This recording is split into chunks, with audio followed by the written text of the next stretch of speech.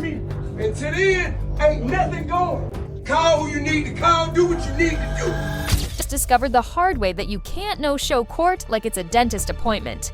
That's the punchline Atlanta's gossip blogs were spitting out when news broke that King Harris, yes, the reality TV prince, Instagram live streamer, and self-styled street philosopher, got scooped up for skipping court. This wasn't a polite phone call from a judge. This was cuffs, flashing lights, and a police report so messy it practically needed a content warning. King strutted around online like he had diplomatic immunity, but the system was waiting for him like a hungry ex with receipts. That they ain't like that. Back here, pistol with If you're loving the tea, don't forget to like, drop a comment, and hit that subscribe button like it owes you money. Here's where it gets spicy. King wasn't dragged in as just another 19-year-old with an attitude. He was dragged in as T.I.'s son, and that 30% T.I. energy matters because for years, T.I. built a brand on being the hustler turned mogul. Wait till I get back and see him out here late night. Wait till I slap a good. Alright, yeah. Yeah, wait. Wait till I come back in the market late night, and then it's just you and I slap you. The dad who could lecture his kids into shape between tour stops. But when King rolled past that court date like it was a minor inconvenience, the public clocked two things immediately. Either T.I.'s lectures weren't hitting, or King thought he was untouchable. Both interpretations made the internet explode with memes. King himself, he doubled down. Instead of sliding into damage control, he popped off online muttering "F the police" like he was auditioning for a throwback gangster flick. 32 Chacon. Be advised my returns.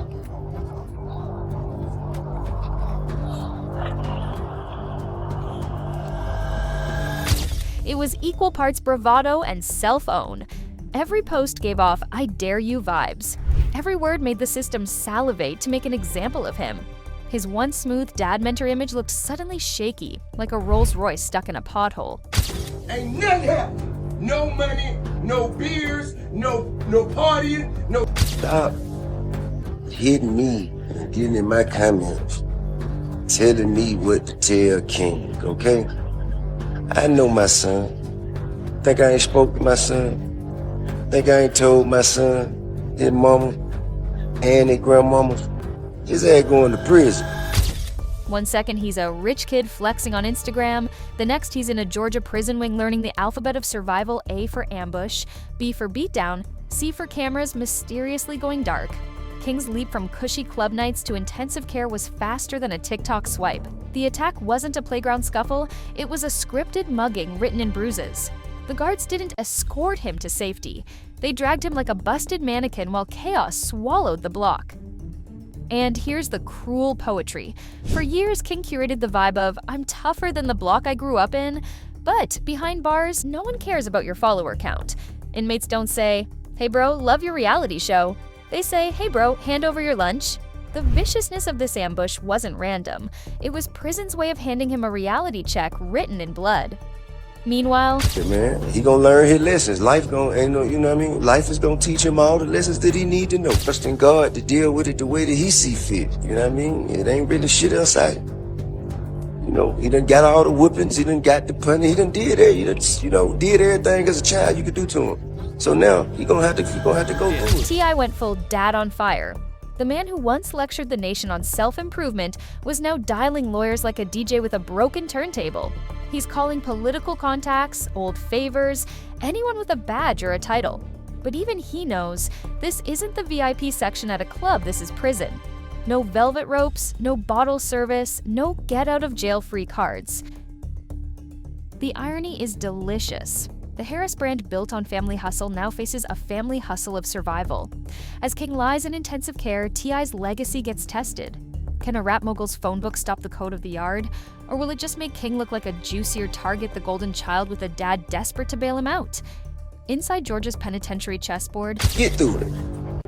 And ain't nothing me and mama or nobody else gonna be able to say about it, man. But I'ma love him all the way through whatever it is he going through. You know what I mean?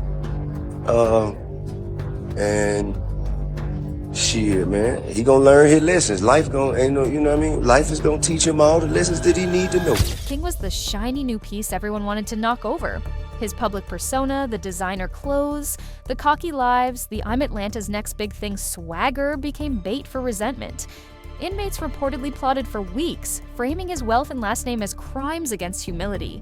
You don't walk into the Shark Tank with cologne made of caviar and think nobody's going to notice.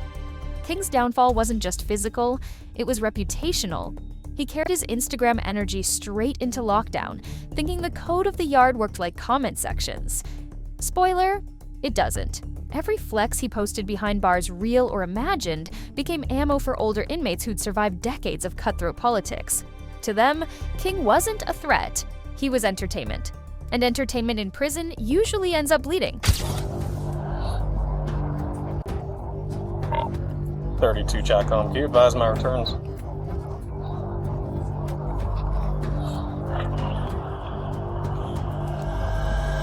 He's partly the reason the bullseye existed at all.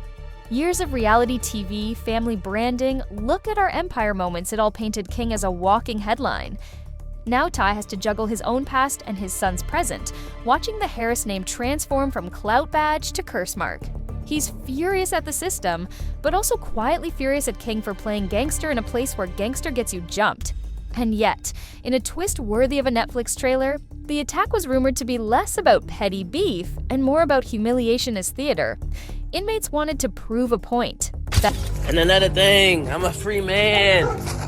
Stop, goddamn, I'm not locked up. I'm straight. I was, but I'm back. That last names don't grant loyalty, that fame doesn't command respect. King's name was currency, and they cashed it in with fists. So, now King's learning the first real rule of the street he idolized. There's no save game button.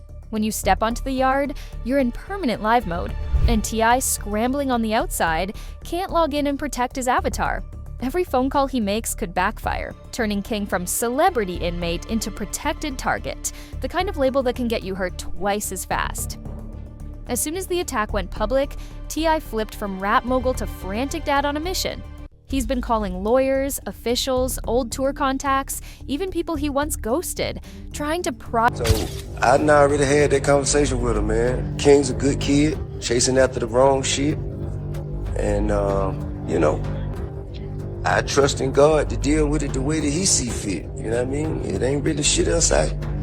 Shit, man. He gonna learn his lessons. Life is gonna teach him all the lessons that he need to know. I open every locked door in Georgia's correctional maze.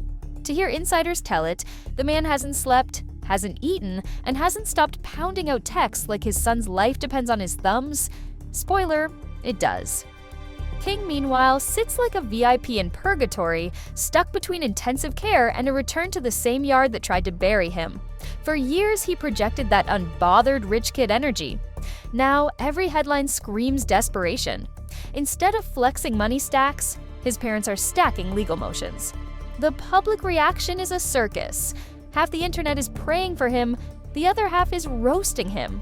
Memes of King meeting the real world go viral, while think pieces ask if celebrity kids should get special treatment. And hovering over it all is T.I., pacing like a producer watching his biggest album leak early. Here's the kicker. Every time T.I. flexes his connections, it may actually worsen King's odds. In prison, daddy's pulling strings isn't a badge of honor, it's a magnet for predators. Some inmates see King as a chance to embarrass T.I., the same way a street gang might target a rival's protege. In other words, T.I.'s rescue mission could double as an invitation for a second hit. The juiciest rumors swirling, surveillance cameras mysteriously failed during King's ambush. Officially, it's a glitch. Unofficially, it's a Georgia special. Cameras break when they need to break. That's how insiders describe it, and the minute that detail leaked, the conspiracy industrial complex lit up.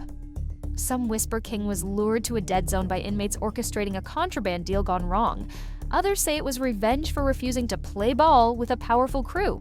Either way, this wasn't random chaos, it was chess with Shanks. King's role in this drama is almost Shakespearean. He's the privileged prince, swaggering into a dungeon full of silent alliances, unaware that the real fight isn't who you see, but who's pulling the strings. His mistake? Thinking a prison yard is just another stage where he can freestyle himself out of danger. T.I.'s role? The worried kingmaker on the outside, hurling money and influence at a system that delights in making examples. Each legal motion, each phone call, is like shouting at a hurricane. The real twist here is that King may not even be the central figure. He's the message. His beating sent shockwaves through inmates and guards alike, a warning about what happens when you bring Instagram energy to an environment where silence is power. Inside, King's privileged upbringing is less a secret than a punchline. Private schools, reality show cameras, designer drip, every detail screams outsider. To seasoned inmates, he's like a neon sign reading free clout, and clout gets taxed behind bars. King reportedly tried to keep the social media persona alive, even from lockup, making calls and flexing like he was still on the outside. That only fueled older inmates' resentment. In their eyes, King was mocking the grind they'd survived. If you can't pay your dues, your mouth writes checks your body can't cash. This is where T.I.'s 30% comes in. He's the blueprint King tried to copy, but the blueprint was for a different era. T.I. built his credibility before Instagram. King built his with Instagram. In the yard, one's currency is respect earned in blood, not likes. It's the perfect storm of contradictions. A celebrity kid who thinks he's hardened, in an environment where real hardened men see him as a prop. King's fame became both shield and spear, but it's a spear pointing inward. Behind the Harris Mansion doors, a different brawl is playing out, Tiny versus T.I. on how to save their son. Tiny's strategy is to paint King as a victim of a broken system, gentle press releases, sympathetic interviews, whispers to friendly journalists. T.I.'s strategy is blunt force, high-powered lawyers, political pressure, the occasional threat to blow the whistle on prison corruption. King is the chess piece being pushed in two directions. Tiny wants to wrap him in bubble wrap, Ty wants to strap him in armor. The problem is, both moves make him stand out more. Inmates don't care about press releases or legal briefs. They care about dominance, weakness, and the pecking order. The family split strategy also leaks out, feeding the public frenzy. Every disagreement between Tiny and T.I. is now content for blogs. Their once unified brand looks fractured, and fractures smell like weakness in the world of celebrity PR. For years, T.I. and Tiny turned family life into primetime drama. Now, the cameras are still rolling, but the plot's gone off script. King's prison ambush isn't a subplot, it's the main act in a saga about legacy, privilege, and the high cost of clout.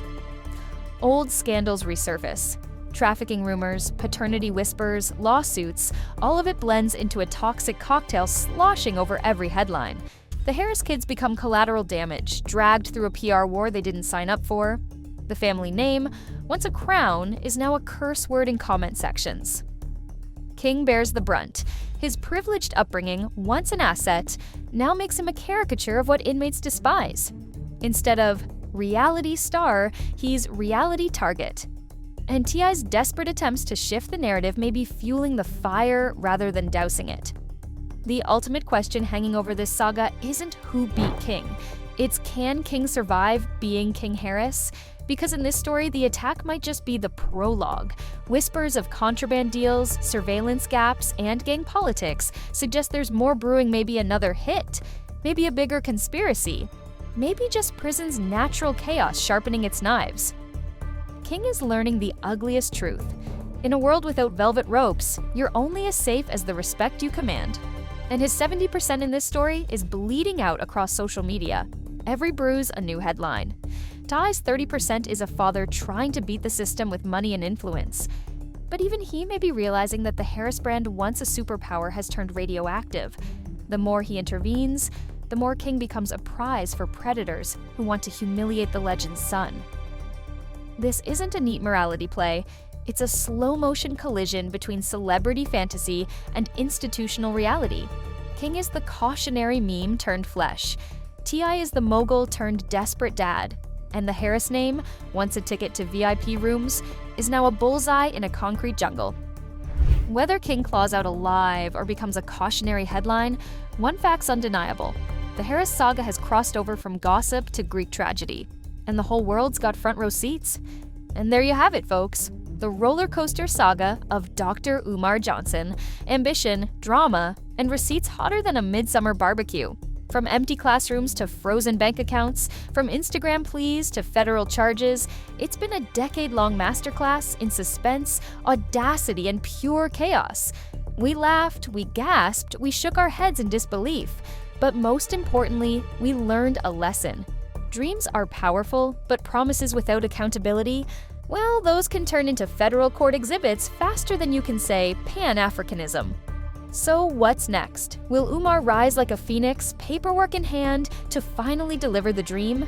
Or is this the final act, the curtain falling on an empire built on hype, hope, and a few too many creative interpretations of reality? Whatever happens, the receipts are in, the community is watching, and the saga will go down in history as a cautionary tale for dreamers, donors, and drama enthusiasts alike. In the end, we can't help but sip our tea, popcorn in hand, waiting for the next chapter.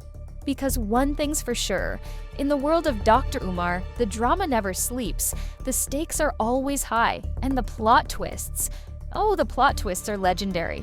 So buckle up, keep your eyes peeled, and remember, sometimes the most entertaining stories aren't fiction. Sometimes they're fundraising campaigns gone hilariously, tragically, and scandalously wrong.